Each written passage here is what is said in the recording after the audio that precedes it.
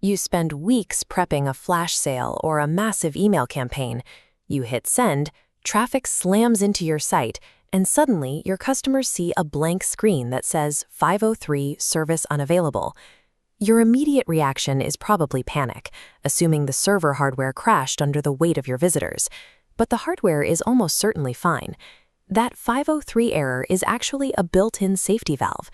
It indicates the server is healthy, but it has completely exhausted its supply of PHP workers to process incoming requests. Despite claims of unlimited bandwidth, every server has an invisible architectural limit on concurrent PHP processes. When simultaneous visitors exceed your worker limit, excess requests get forced into a short holding queue. If they sit too long, the system rejects them, causing a 503 error. Relying on broad marketing claims without knowing your exact PHP worker count turns your maximum traffic ceiling into a guessing game. You usually lose that game right at the peak of your most profitable campaigns.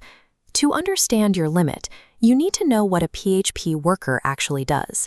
It is a single computational process dedicated to handling exactly one dynamic WordPress request from start to finish.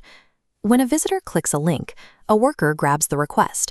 It loads the WordPress core, runs your theme and plugins, queries the database, and assembles the final HTML. A single PHP worker can only execute one of these jobs at any given instant. It must fully build and deliver that page before it can turn around and accept the next visitor. Exactly how many separate processes you have available to build pages at the same millisecond defines your site's true performance ceiling. Fortunately, there is an effective defense mechanism against worker exhaustion: full page caching. When a page is fully cached, the response bypasses PHP entirely, delivering saved HTML instantly with 0 workers. This lets simple blogs absorb massive spikes, but for dynamic paths, like checkouts, requests route directly into your worker pool, occupying one slot immediately. Personalized pages cannot be served from cache because they rely on live, user-specific data. The server generates every single one of those pages from scratch. This creates a strict bottleneck.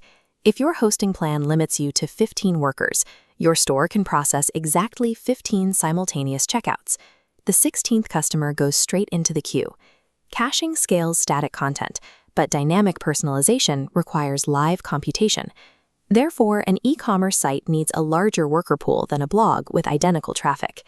Let's stop guessing and calculate exactly how much capacity your specific site needs. This equation shows the math. Multiply your anticipated peak dynamic load by your average PHP execution time.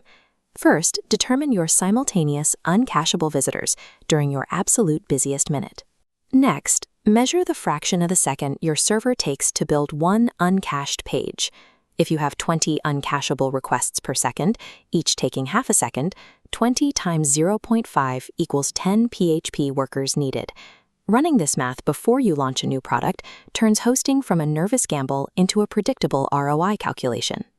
You might run that math, verify your traffic is low, and still experience random 503 errors. If that happens, you likely have an architecture problem. This matrix compares server architectures, starting with standard budget hosting and oversold shared worker pool. In a shared pool, you do not control resources. You only get whatever workers remain after every other site on the server takes its share. If a poorly optimized neighbor runs a flash sale, they can completely drain the available capacity. They get the traffic, and your site is forced to throw a 503 error. The alternative is per-account isolation, handled by systems like Cloud Linux LVE. This model physically walls off a guaranteed, reserved allocation, say 25 workers, strictly for your account. No other site can access them. Bare metal isolation ensures your capacity is actually yours. If you see a 503 error in an isolated environment, it is strictly because your own site exceeded its own documented limits. This quadrant chart maps out exactly what hosting tier you need by comparing site complexity against traffic volume. For a blog in the bottom right quadrant, caching keeps live processing low, making 15 worker plans sufficient. However, an e-commerce site in the top left mandates a higher baseline of 25 isolated workers to prevent abandoned carts. If you scale heavily into the top right, you must abandon shared environments entirely for a dedicated VPS. Your site's monetization strategy directly dictates your next move: optimize your cache setup or purchase more isolated capacity. Before you schedule your next marketing campaign or newsletter blast, run through a strict infrastructure audit. Explicitly ask your host for your exact isolated PHP worker count. Reject any vague claims of unlimited resources. Map out your uncacheable pages and pre-warm your cache to keep as much traffic off your worker pool as possible. Stagger your email campaign deployments so thousands of simultaneous clicks do not hit the worker queue in the same 60-second window. Ignoring these architectural limits makes a 503 error a mathematical certainty during your next traffic spike. Proper provisioning and measurement prevent them entirely.